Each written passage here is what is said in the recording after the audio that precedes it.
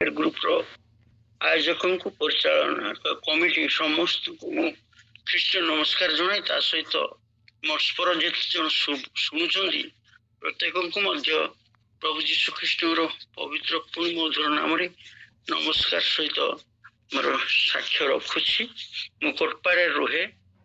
ଆଉ ଗତକାଲି ମୋର 35 ବିବାହ ବାର୍ଷିକୀ ପାଳନ କରାଗଲା।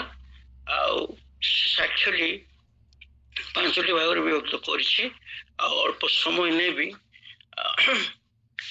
ଆପଣମାନେ ଧୈର୍ଯ୍ୟ ସହିତ ଶୁଣିବେ। ବର୍ଷର ପ୍ରତ୍ୟେକ ଦିନ ଈଶ୍ୱରଙ୍କ ଦିନ ଏବଂ ଈଶ୍ୱରଙ୍କର ଦାନ ଅଟେ। ପ୍ରଥମ ପିତର 4 ପର୍ବ 10 ପଦ ବାକ୍ୟ ଅଛି, ପ୍ରତ୍ୟେକ ଜଣ ଯେପରି ଅନୁଗ୍ରହ ଦାନ ପାଇଅଛ ସେଇ ପ୍ରକାରେ ଈଶ୍ୱରଙ୍କର ବହୁବିଧ ଅନୁଗ୍ରହର ଉତ୍ତମ ଭଣ୍ଡାର ଘରିଆ ସ୍ୱରୂପେ ତଦ୍ୱାରା ପରସ୍ପରର ସେବା କର। এই ବାକ୍ୟ ସହିତ ମୁଁ ଆପଣମାନଙ୍କୁ କିଛି ବକ୍ତବ୍ୟ କହିବାକୁ ଚାହେଁ। ବିଶେଷ କରି 35 ବର୍ଷ ମୋର ବିବାହ ବାର୍ଷିକୀ ମୁଁ ଯେତେବେଳେ ମେସେଜ ଛାଡ଼ିଲି, ଜଣେ ଭାଇ ତାର ଉତ୍ତରରେ କଲେ ଯେ କେତେ ମାସ, କେତେ ସପ୍ତାହ, କେତେ ଘଣ୍ଟା, କେତେ ମିନିଟ, କେତେ ସେକେଣ୍ଡ ସେ ଆମକୁ ଜଣେଇଲେ। ତେଣୁ ପ୍ରକୃତରେ ପ୍ରଭୁ ପ୍ରତ୍ୟେକ ମୁହୂର୍ତ୍ତରେ ଆମମାନଙ୍କ ସହିତ ରହିଛନ୍ତି। ଆଉ 1989 ମସିହାରେ ଡିସେମ୍ବର 6 ତାରିଖରେ ମୋର ବିବାହ ହେଲା। ଆଉ ସେ ବିବାହ ସମୟରେ ମୋର ଦେହ ବି ଖରାପ ଥିଲା। ଆଉ ମୋର ଡାହାଣ ଗୋଡ଼ ଘା ହେଇଯାଇଥିଲା, ଯୋଉଟାକି ବ୍ୟାଣ୍ଡେଜ କରାହଉଛି। ସେଇ ସମୟରେ ପ୍ରଭୁ ଅନୁଗ୍ରହ କଲେ ଆଉ ମ୍ୟାରେଜ କରିବା ପାଇଁ ସୁଯୋଗ ଦେଲେ। ସେହିପରି ସହଧର୍ମିଣୀ ମୁଁ ପାଇଲି। ଆଉ ମଧ୍ୟସ୍ଥ ପ୍ରଭୁ ହିଁ କେବଳ। ଆଉ ମୁଁ ପ୍ରାର୍ଥନା କରୁଥିଲି, ପ୍ରଭୁ ମୁଁ ବିବାହ ହୋଇପାରିବି କି, ମତେ ସେଇ ସହଧର୍ମିଣୀ ମିଳିବ କି? ତେଣୁ ପ୍ରାର୍ଥନା କରି ଯେତେବେଳେ ମୁଁ ବାକ୍ୟ ଖୋଲୁଥିଲି, ବାଇବଲ ଖୋଲୁଥିଲି, ପ୍ରାୟ ପ୍ରତ୍ୟେକ ସମୟରେ ଗୋଟେ ବାକ୍ୟ ମୋର ଦୃଷ୍ଟି ଆକର୍ଷଣ କରୁଥିଲା, ଯୋଉଟାକି ଉପଦେଶକ 9 ପର୍ବ 7 ପଦରୁ 10 ପଦ। ତୁମ୍ଭେ ଆପଣା ମାର୍ଗରେ ଯାଅ, ଆନନ୍ଦରେ ଆପଣା ଆହାର ଭୋଜନ କର, ହୃଷ୍ଟ ଚିତ୍ତରେ ଆପଣା ଦ୍ରାକ୍ଷାରସ ପାନ କର, କାରଣ ପରମେଶ୍ୱର ତୁମର କାର୍ଯ୍ୟ ଗ୍ରହଣ କରି ସାରିଲେଣି। ସୂର୍ଯ୍ୟ ତଳେ ଯେ ତୁମକୁ ଅସାର ଆୟୁଷର ଯେତେ ଦିନ ଦେଇଅଛନ୍ତି, ତୁମର ସେଇ ଅସାର ଆୟୁଷର ସମସ୍ତ ଦିନ ଆପଣା ପ୍ରିୟତମା ଭାର୍ଯ୍ୟା ସଙ୍ଗେ ଆନନ୍ଦରେ ବାସ କର, କାରଣ ଜୀବନ ମଧ୍ୟରେ ଓ ସୂର୍ଯ୍ୟ ତଳେ ତୁମେ ଯେଉଁ ପରିଶ୍ରମ କରୁଅଛ, ସେଇ ପରିଶ୍ରମ ମଧ୍ୟରେ ଏହା ହିଁ ତୁମର ଅଂଶ। ତୁମ ହସ୍ତ ଯେକୌଣସି କାର୍ଯ୍ୟ କରିବାକୁ ପାଏ ତାହା ଆପଣ ଶକ୍ତିରେ କର। এই ବାକ୍ୟ ବାରମ୍ବାର ଆସିଲା। ଆଉ ପ୍ରଭୁଙ୍କର ଦୟା ଅନୁଗ୍ରହରେ ଆମମାନେ ବିବାହ କଲୁ। ଆଉ ସେ ସମୟରେ ବାପା ମା ଥିଲେ, ତାଙ୍କର ବାପା ମା, ମୋର ବାପା ମା, ଆମର କ୍ଲୋଜ ଫ୍ରେଣ୍ଡସ୍ ଥିଲେ, କିନ୍ତୁ ଆଜି କେହି ବି ନାହାନ୍ତି। କିନ୍ତୁ ପ୍ରଭୁ ଯୀଶୁ ଆମମାନଙ୍କ ସହିତ ଅଛନ୍ତି, ଆଜି ମଧ୍ୟ ଅଛନ୍ତି। ଆଉ ଗୋଟେ ଘଟଣା, ଅପରେସନ, ମୋର ଗୋଡ଼ ଅପରେସନ ହେଲା 1995ରେ। ଦୀର୍ଘ 6 ବର୍ଷ ବୈବାହିକ ଜୀବନ ସେଇ ଦୁଃଖ କଷ୍ଟରେ ରହିଲେ ମଧ୍ୟ ପ୍ରଭୁ ଆମମାନଙ୍କର ପ୍ରାର୍ଥନା ଶୁଣିଲେ। ଆଉ ସେଇ ସମୟରେ ଜୁନ 15 ତାରିଖ ଦିନ ମୋର ବାର୍ଥଡେ ପାଳନ କରାଗଲା। VBS ସେଇ ସମୟରେ ଚାଲିଥିଲା। ଆଉ VBSର ପୁଅ ଝିଅମାନଙ୍କୁ, ଛୋଟ ଛୋଟ ପୁଅ ଝିଅ ସମସ୍ତଙ୍କୁ ମୁଁ ଅନୁରୋଧ କଲି, ମୁଁ ଟ୍ରିଟମେଣ୍ଟ ପାଇଁ ଯାଉଛି, ମୋ ପାଇଁ ପ୍ରାର୍ଥନା କରିବ କି? ସମସ୍ତେ ହାତ ତୋଳିଲେ, ହାତ ଟେକିଲେ, ଆଉ ସମସ୍ତେ ମତେ ପ୍ରାର୍ଥନାରେ ତୋଳି ଧରିଲେ। ଆମମାନେ ଗଲୁ 16 ତାରିଖରେ, ଆଉ ଆଶ୍ଚର୍ଯ୍ୟ ଭାବରେ 18 ତାରିଖରେ ମୋର ଅପରେସନ ହେଲା। ଆଉ ସେଇଟା ମଧ୍ୟ ଅନେକ ସମୟ ଲାଗିବ, ତେଣୁ ମୁଁ କିଛି କହୁନାହିଁ, ଅଧିକା କହୁନାହିଁ, କିନ୍ତୁ ପ୍ରଭୁ ସୁସ୍ଥତା ଦେଲେ। ଆଉ 15 ଦିନ ପରେ ମୁଁ ଫେରି ଆସିଲି, ଆଉ ସୁସ୍ଥତାରେ ଆଜି ପର୍ଯ୍ୟନ୍ତ ଅଛି, ଆଉ ପ୍ରଭୁଙ୍କ ସେବାରେ ଲାଗିଛି। ତାପରେ ଆଉ ଗୋଟେ ବିଶେଷ ସାକ୍ଷ୍ୟ ଦେବାକୁ ଚାହେଁ ଯେ 2006 ମସିହାରେ ଆଶ୍ଚର୍ଯ୍ୟ ଭାବରେ ପ୍ରଭୁ ମତେ ଚାକିରି ଦାନ କଲେ। ସେଇ ସମୟରେ ମୋର ବୟସ 44 ବର୍ଷ। ଆଉ ଦାମନଯୋଡ଼ି ଛକରେ ବଡ଼ ବିରାଟ उद्दीपना सभा होता से बाइबल स्टिकर कवर सब बिक्री करी गोटे से दिन राति मोर जिनस सरीगला पु मैंने कहले मोर जो सांग पिला नहीं कहले सार यहाँ सरीगला मु जगदलपुर जावाई सका दामनजोड़ी बस आसली आ 7टा बेलू पहुँचली कोटपाड़े आसली घरे गली गला बेलू मत गोटे लफाफा देदेले ना ये गोटे आसी पोस्टाल से रेजिस्टर्ड लेटर आसला बापा रिसीव करते मुझे देखिली से मोर चाकरी ऑर्डर आ प्रभु को धन्यवाद दिली आश्चर्य भाव इंटरव्यू ना कि ना कि मेरिट बेस दिगला आ चाकरी उत्साहित हली मुझे जगदलपुर गली उद्दीपना सभा पर फेरी आसली जॉइन होगापी गली आ जयपुर डीआई ऑफिस में जॉइन होगापी गली आ समय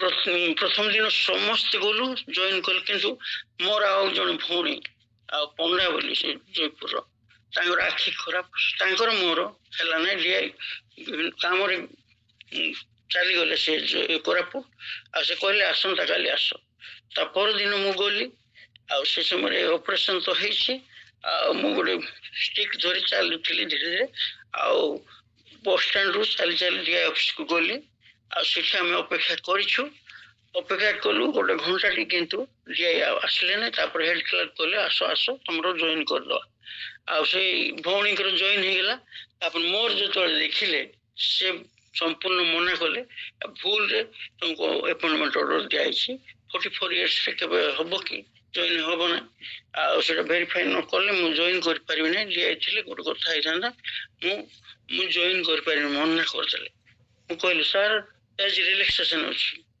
कौन रिलैक्सेशन एज रो देखा न्यूज पेपर देख लो एज रिलैक्सेशन केते वर्ष हम नहीं बोले से मना कले मु बाहर पड़ली निराश बारंडार बसिली प्रार्थना प्रभु कौन करी काली आसती आज कि जॉइन हवा प्रार्थना कली मत प्रभु चालना दे जे मु गोटे बही आनी से कैंपस भुवनेश्वर रू जे हैंडिकेप मान गोटे बही थी कौन कौन बेनिफिट हम प्रार्थना पर पलटेली गोटे पृष्ठा खोलली देखी एज रिलैक्सेशन विषय अच्छी मुझे सार देख सर बोले देखली से पेशेंस देखिले ओहो ये कहून से पूरा लिखाई के बयस से दल 38 रिलैक्सेशन लास्ट थी कि 15 वर्ष आमर बढ़ी जाज रिलैक्सेशन तेणु से कहले हो ठीक अच्छे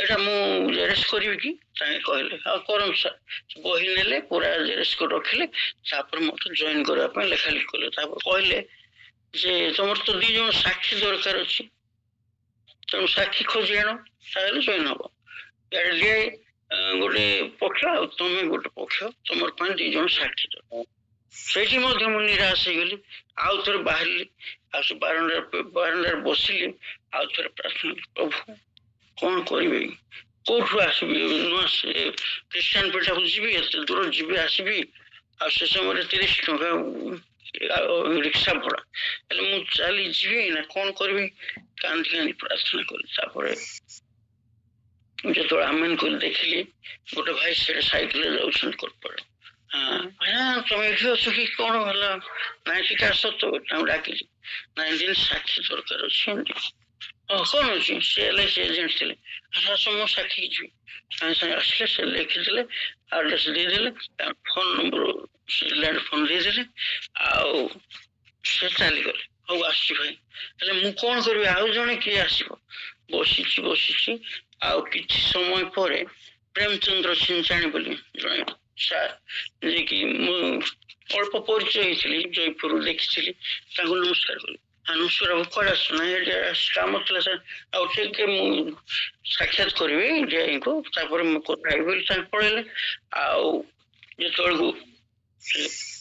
जो सहित कथा मुझे गली पछपटे सार नमस्कार हाँ कौन है कह से कहली सर आप साक्षी हेल्ले हाँ हाँ बाबूर साक्षी दरकार भाई ତାଙ୍କେ କହିଲେ ହେଡ ସାଙ୍ଗେ ସାଙ୍ଗେ ପ୍ରେମଚନ୍ଦ୍ର ସାଙ୍ଗେ ସାକ୍ଷୀ ଦେଇଦେଲେ, ସାଙ୍ଗେ ସାଙ୍ଗେ ମୋର ଜଏନ୍ ହେଇଗଲା। ପ୍ରଭୁଙ୍କର ଧନ୍ୟବାଦ ହଉ। ସେ ଗୋଟେ ବହୁତ ବଡ ଆଶ୍ଚର୍ଯ୍ୟ କର୍ମ ହେଲା। ଆଉ ସେ ଯାହା ହଉ ସେଇଠି ମୁଁ ଦୀର୍ଘ ବର୍ଷ ସର୍ଭିସ କଲି। ଆଉ 2022 ମୁଁ ରିଟାୟାରମେଣ୍ଟ ନେଲି। ସେ ଯାଉ ସ୍କୁଲ ସମୟରେ ଗୋଟେ ଛୋଟ ଘଟଣା, ଆଉ ସେଇଟା ବି ମୁଁ କହିବାକୁ ଚାହେଁ। ଆଉ ଯେତେବେଳେ ମୁଁ କାର୍ଯ୍ୟରତ ଥିଲି 2014 ବେଳକୁ, ଆଉ ଗୋଟେ ଦିନ ଗୋଟେ ଝିଅ, ପଞ୍ଚମ ଶ୍ରେଣୀ ଝିଅ ବାହାରକୁ ଯାଇଥିଲା। ସେ ଝୁଣ୍ଟେଇ ପଡିଲା ଆଉ ଅଚେତ ହେଇଗଲା। ଆଉ ପୁଅ ଝିଅମାନେ କହିଲେ ନାଇଁ ସାର୍ ସେ ଅଚେତ ହେଇଛି, ଉଠେଇଲେ ଉଠୁନି, ତାକୁ ଟେକିକି ଆଣ ବୋଲି କହିଲି। ଆଣିଲା ପରେ ଦେଖିଲା ବେଳକୁ ସେ ଅଚେତ ହେଇଯାଇଛି। ଆଉ ମୁଁ କଣ କରିବି, ଆଉ ଆମର ଦିଦି ଥିଲେ, ଆଉ ଦେଖିଲି ମୁଁ ନାଡି ଛୁଇଁଲି, ତଥାପି ସେ ତାର ନାଡି ବି ଚାଲୁନି।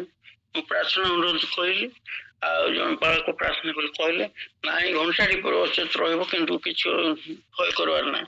କିନ୍ତୁ ଦେଖିଲି ମୁଁ ଏଇଟା ଝିଅଟା ମରିଗଲା, ଆମକୁ କଷ୍ଟ ଅଛି, ଆଉ ପ୍ରାର୍ଥନା କରିବି ବୋଲି ମୁଁ କହିଲି। ପୁଅ ଝିଅମାନେ ସମସ୍ତେ ପ୍ରାର୍ଥନା କରୁছে, ଆଉ ମୁସଲିମ ଝିଅମାନେ ମଧ୍ୟ हम भी दुआ करेंगे ବୋଲି ସେମାନେ ଆଣ୍ଠୁ ପାତିଲେ, ଆଉ ପ୍ରାର୍ଥନା କଲୁ। ତାପରେ ଆସିକି ତାଙ୍କର ବାପା ସେପଟେ ଯାଉଥିଲେ, ତାଙ୍କ ବାପା କୋଟାକ ପଠେଇଲି, ସାଙ୍ଗେ ସାଙ୍ଗେ ନେଲେ ମେଡିକାଲ ଗଲେ। ତାପରେ 4ଟା ବେଳକୁ ମେଡିକାଲ ଜଏନ୍ କରାହେଲା, ଆଉ 5ଟା ବେଳକୁ ତାର ହୋସ ଆସେ। ସେ ପ୍ରଭୁ ଆମମାନଙ୍କର ପ୍ରାର୍ଥନା ଶୁଣନ୍ତି। ସେ ଯାହା ହଉ ପ୍ରଭୁ ଆମମାନଙ୍କର ସହିତ ରହନ୍ତି। ଆଉ ଯେଉଁ ସମୟରେ କରୋନା ସମୟରେ ମୁଁ ନିରାଶ ହେଇଯାଇଥିଲି, ଆଉ ମୁଁ ଆଉ ରହିବି ନାହିଁ, ମରିଯାଇ ହବ ବୋଲି ମୁଁ କହିଲି। ଆଉ ଆମର ସ୍ତ୍ରୀ ଆଉ ଝିଅକୁ ଡାକିଲି, ଆଉ ଦେଖ ତମମାନେ, ସେତେବେଳକୁ ସେମାନେ ସାନ୍ତ୍ୱନା ଦେଲେ, ଆଉ ଭରସା ଦେଲେ ନାହିଁ, ପ୍ରଭୁ ଆମମାନଙ୍କ ସହିତ ଅଛନ୍ତି, ତମକୁ କିଛି ହବ ନା। ଆଉ ସେମାନଙ୍କର ପ୍ରାର୍ଥନା ଦ୍ୱାରା ଆଉ ମୁଁ ପୁରା ଉତ୍ସାହିତ ହେଲି। ଆଉ ବର୍ତ୍ତମାନ ପର୍ଯ୍ୟନ୍ତ ମୁଁ ଠିକରେ ଅଛି। ଆଉ ଗୋଟେ କଳ୍ପନା ଦିଦି ବୋଲି ଅଛନ୍ତି, ସେ ମଧ୍ୟ ନିରାଶ ହେଇଯାଇଥିଲେ, ତାଙ୍କ କରୋନା ହେଇଛି ବୋଲି ତାଙ୍କ ଘର ଲୋକ ବି ତାଙ୍କ ପାଖକୁ ଯାଉନଥିଲେ, କିନ୍ତୁ ପ୍ରଭୁ ଚାଳନା ଦେଲେ। ଆଉ ମୁଁ ଗଲି, ପ୍ରାର୍ଥନା କଲି ହାତ ଛୁଇଁକି, ଆଉ ସେ ମଧ୍ୟ ସୁସ୍ଥତା ହେଲେ, ଆଉ ସେ ମଧ୍ୟ ଏବେ କାର୍ଯ୍ୟ କରୁଛନ୍ତି। ସେ ଯାହା ହଉ ସମୟ ଅଧିକା ହେଲା, ଆଉ ପ୍ରଭୁ ଆମମାନଙ୍କ ସହିତ ଅଛନ୍ତି। ଆଉ ଆମମାନଙ୍କ ସାଙ୍ଗସାଥି, ଭାଇ ଭଉଣୀ, ବାପା ମା ଅଳ୍ପ ଦିନ ରହିବେ ସେମାନଙ୍କର ସହାୟତା, କିନ୍ତୁ ପ୍ରଭୁ ଆମମାନଙ୍କ ସହିତ ରହିଛନ୍ତି। ଆଉ ତାଙ୍କଠାରେ ବିଶ୍ୱାସ ଭରସା ରଖି ଆମେ ବଞ୍ଚୁଛୁ। ପ୍ରାର୍ଥନା କରନ୍ତୁ ଆମମାନଙ୍କ ପରିବାର ପାଇଁ, ଆଉ ପ୍ରଭୁ କରନ୍ତୁ। ଧନ୍ୟବାଦ। ଜୟନିଧି ଭାଇ, ଆପଣଙ୍କର ସାକ୍ଷ୍ୟ ଆମମାନଙ୍କୁ ଅତି ଅତି ଉତ୍ସାହିତ କରିଛି। ଆପଣ ଯୋଉ ଠାଣିରେ ବା ଯୋଉ ଭାବରେ ଆପଣ ସାକ୍ଷ୍ୟ ଗୁଡାକ କ୍ରମାନ୍ୱୟରେ, କେବେ ବାହା ହେଲେ, କେବେ ଚାକିରି କଲେ, କେବେ ଅପରେସନ ହେଲା, ଏତେ ସୁନ୍ଦର ଭାବରେ ତାକୁ ସିଷ୍ଟମାଟିକ କଲେ, ମତେ ଲାଗୁଥିଲା ସବୁବେଳେ ଯେମିତି ଆମେ ଆପଣଙ୍କ ସାଙ୍ଗରେ ଅଛୁ।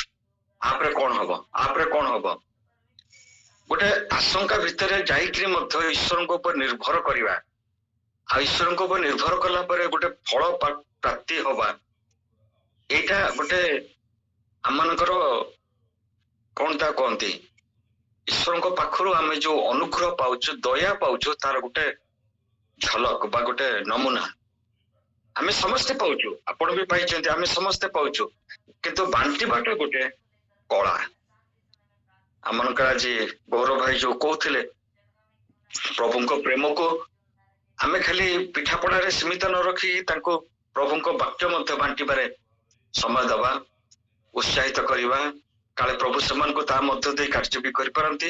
ଆପଣଙ୍କ ସାକ୍ଷ୍ୟରେ କେତେ ବିଷୟ ଥିଲା ଯୋଉଗୁଡାକ ଆମର ବି ଧଡ଼କନ ବଢି ଯାଉଥିଲା, ଆପରେ କଣ କରିବେ, ଆପରେ କଣ ହବ, ଭାଇ ଆଉ କଣ କହିବେ। ସବୁଥିରେ ପ୍ରଭୁ ମୁଁ ଦେଖିଲି ଆପଣଙ୍କର ସେ ପଥକୁ ସୁଗମ କରିଦେଇଛନ୍ତି, ସୁନ୍ଦର କରିଦେଇଛନ୍ତି, ମଧୁମୟ କରିଦେଇଛନ୍ତି। ଆଜି ଆପଣ ଆମ ପରିବାରକୁ ଆସିକିରି ଆମ ପରିବାରକୁ ବି ଆନନ୍ଦ ବଢେଇ ଦେଇଛନ୍ତି। ଆପଣ ତ ଆମ ପରିବାରର ଗୋଟେ ବିଶେଷ କବି, ସୁନ୍ଦର ସୁନ୍ଦର କବିତା ବି ଲେଖନ୍ତି, ଆଉ ମେସେଜ ପରେ ପ୍ରଭୁ ଆପଣଙ୍କୁ ଅନେକ କଳା ଦେଇଛନ୍ତି। ସମସ୍ତେ ଆମେ ଡିସେବଲ, ଖାଲି ଆପଣ କାହିଁ ନିଜକୁ ଭାବୁଛନ୍ତି, ଆମେ ସମସ୍ତେ ଡିସେବଲ। ମୁଁ ଗୋଟେ ଭାଷା କହିପାରୁନି, ମୁଁ ଗୋଟେ ଡିସେବଲ। ମୁଁ ଗୋଟେ କାମ କରିପାରୁନି, ମୁଁ ଗୋଟେ ଡିସେବଲ। ତେଣୁ କୋଉଠି ନା କୋଉଠି ଆମେ କିଛି ନା କିଛି କୋଉଥିରେ ଆମେ ଡିସେବଲ। ତେଣୁ ସେଇଟା ଗୋଟେ ବଡ ବିଷୟ ନୁହେଁ। ତେଣୁ ବଡ ବିଷୟ ହଉଛି ଜୟ ଲାଭ କରିବା, ଜୀବନରେ ପ୍ରଭୁଙ୍କର ସହଭାଗିତାରେ ଆସିକିରି ଆମମାନଙ୍କର ସବୁ ପ୍ରଶ୍ନର ଉତ୍ତରକୁ ପାଇବା, ଆଉ ତାକୁ ପୁଣି ବାଣ୍ଟିବା। ପ୍ରଭୁ ଆପଣଙ୍କୁ ଆଶୀର୍ବାଦ କରନ୍ତୁ। God bless you, brother. Thank you very much. Thank you sir, प्रभु गौरवान्वित